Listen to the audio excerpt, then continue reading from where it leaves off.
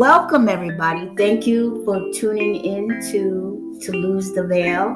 My name is Leslie Brown, and I'm going to let the panel introduce themselves. Hi, I'm Solar. Hello, this is Gene. How are you? Hi, everyone. I'm Soli. This is Bonnie. Hey, I'm Shoshana. Welcome. And I am a third generation New Yorker. I am Black, mixed race, Jewish, queer, gender expansive femme. And I am also a Kohenet, a Hebrew priestess, a social worker, a healer, an organizer, an educator, a dancer. Say all the things. Wow. That's a good I'm situating myself in the world. And I grew up modern Orthodox Jewish here in New York City. Went to Beis Yaakov Jewish Day School my entire elementary career. And I practiced Judaism growing up, and I would say that, if you look at my spiritual path and journey, in college and mostly after college, started moving away from Judaism a bit.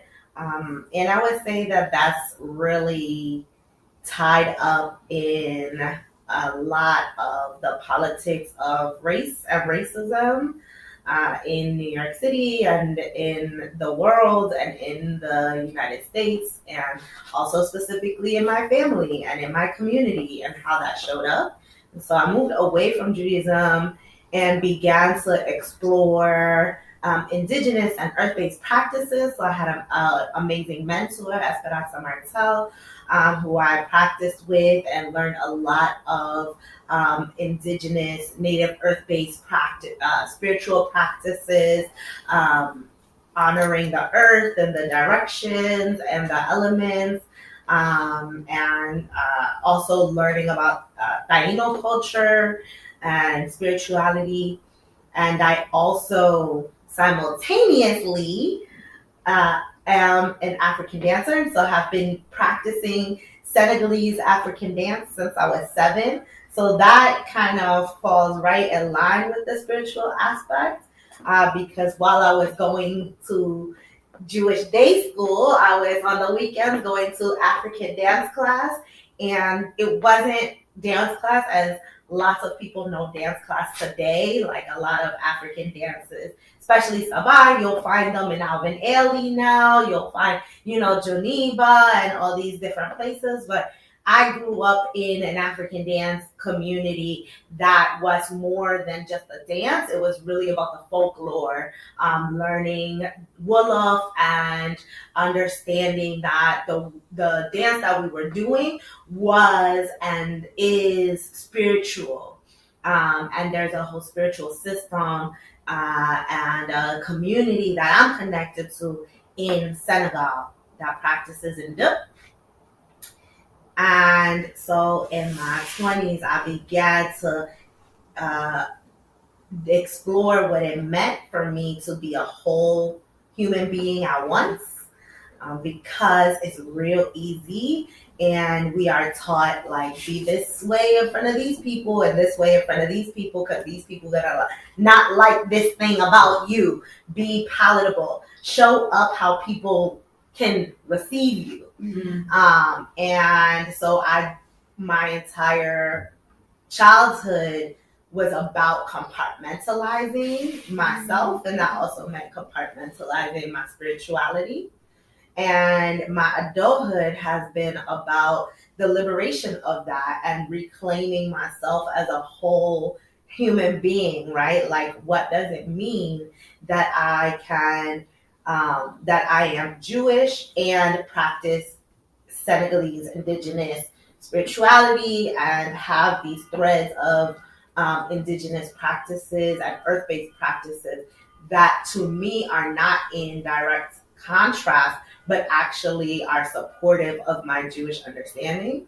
And so the language that I developed through my journey and learning and becoming of a Hebrew priestess, a Kohenet, I have researched and studied and developed the language of spiritual multiplicity. So for me, spiritual multiplicity is in the realm, right? So what do I mean? It's in the realm of, we talk about how many Black people of color, have had to save their indigenous practices and hide it inside of Catholicism, inside of Christianity.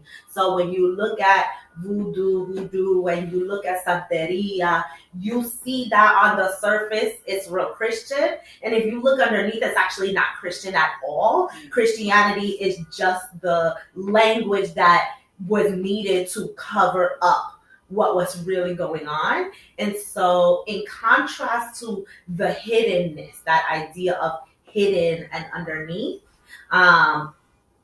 there is spiritual multiplicity, a reclaiming and surfacing of, like, there are multiple paths and spiritual lineages that can be held simultaneously, that don't actually conflict, but that are aligned.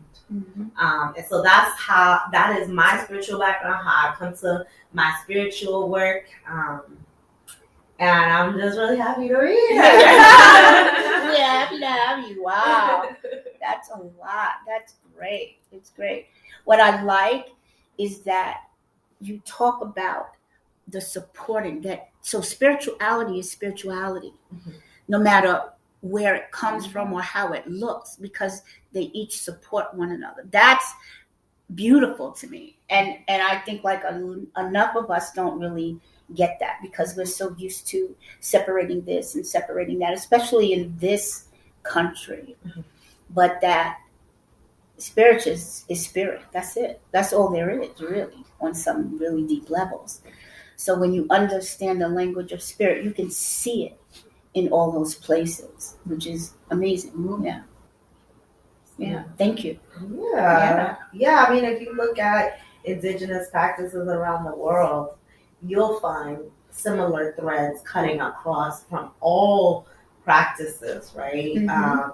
And then I've been listening to the work of this community, the conversations that y'all have been having, and they're really inspiring, because those threads are the divine feminine, right? And when you say this country has sort of been into compartmentalizing, separating, to me, that's the patriarchy. That is the way that, white supremacy, racialized capitalism all work in concert to maintain control, mm-hmm. right? Absolutely. Yeah. Beautifully said. Right. Yeah, absolutely.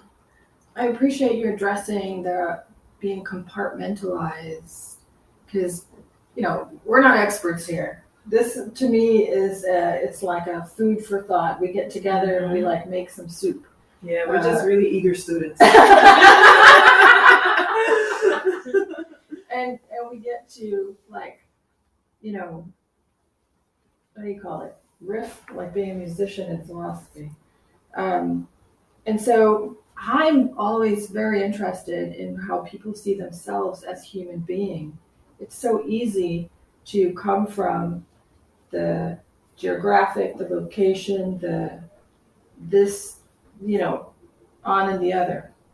But who are you as human being? And you, in my listening, are not afraid to include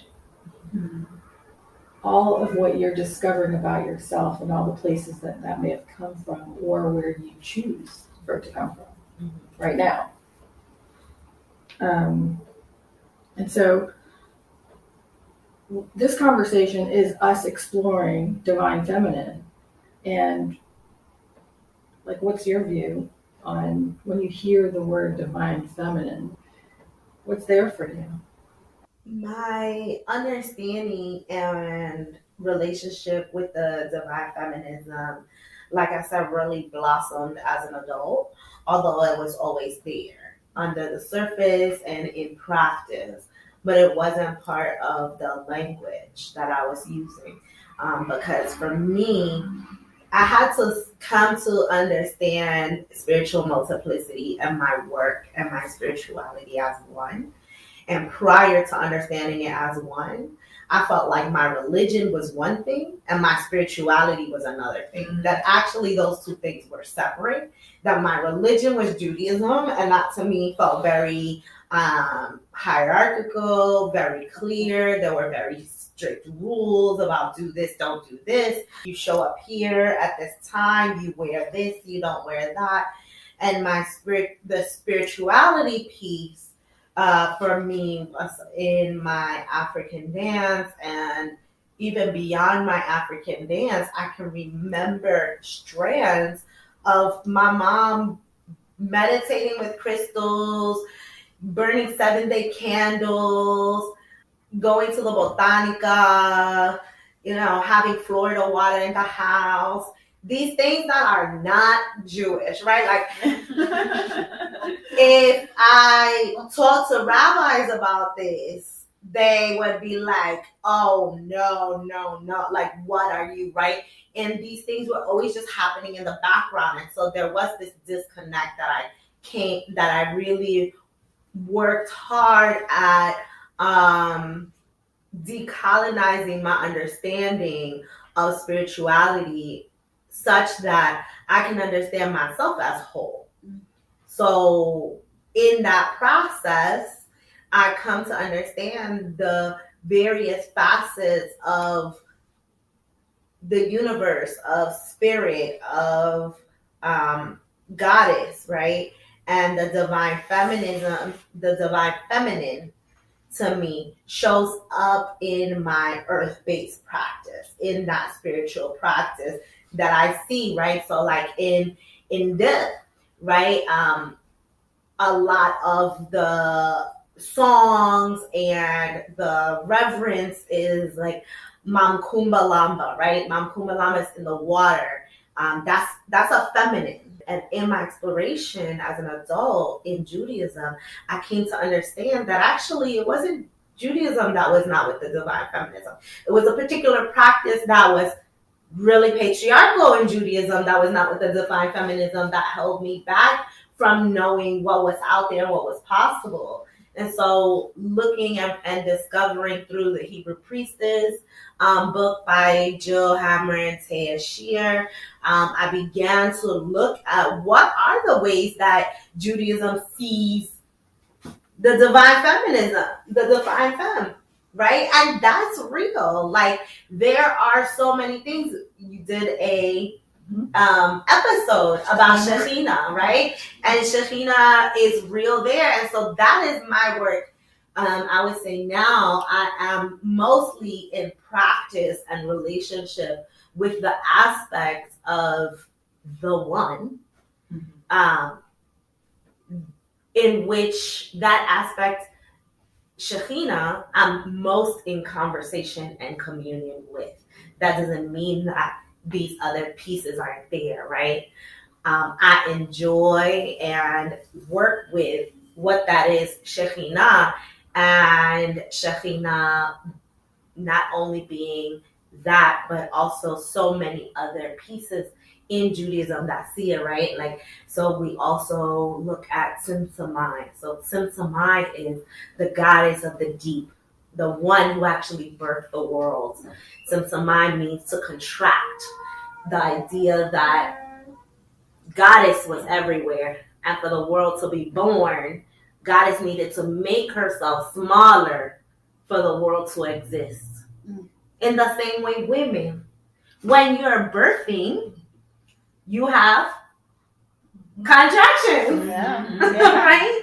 We have to make ourselves smaller to create life, right? And so also I enjoy working with that aspect as well. Tzimtzumai, this what is the aspect, the face, the perspective of the one who contracts, who makes space for me to exist.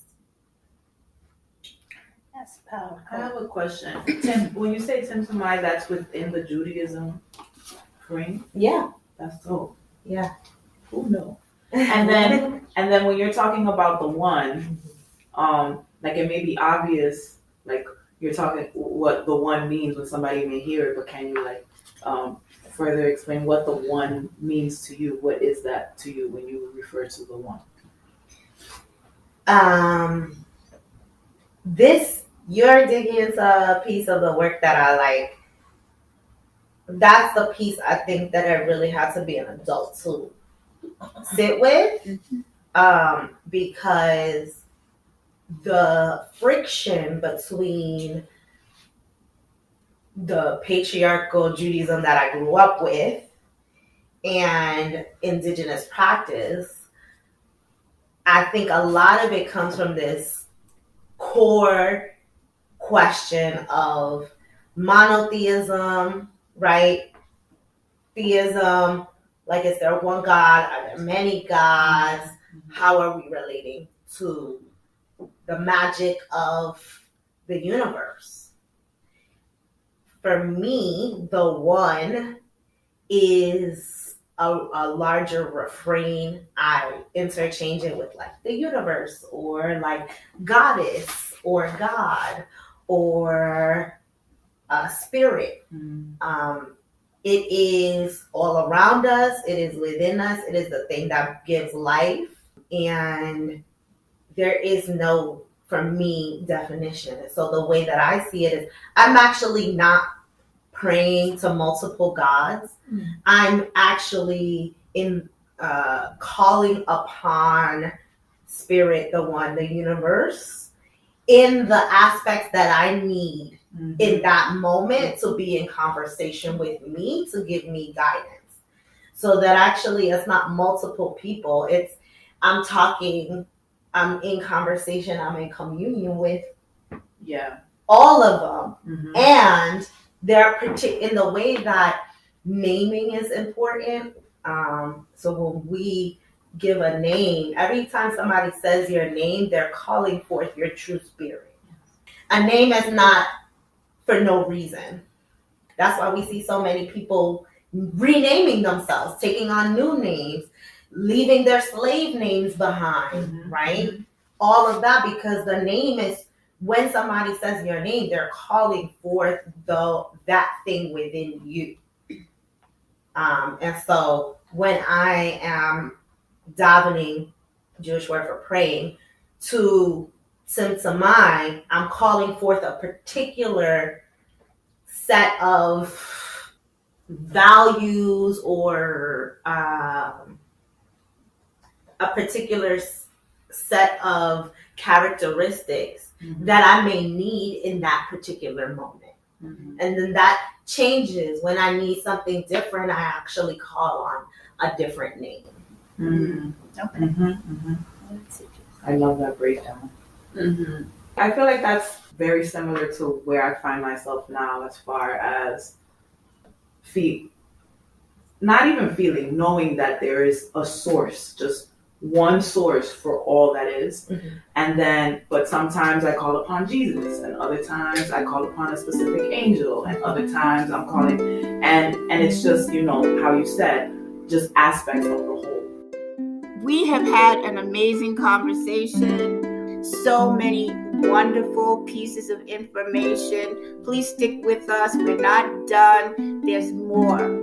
Thank you for coming. Say good night, everybody, or good morning.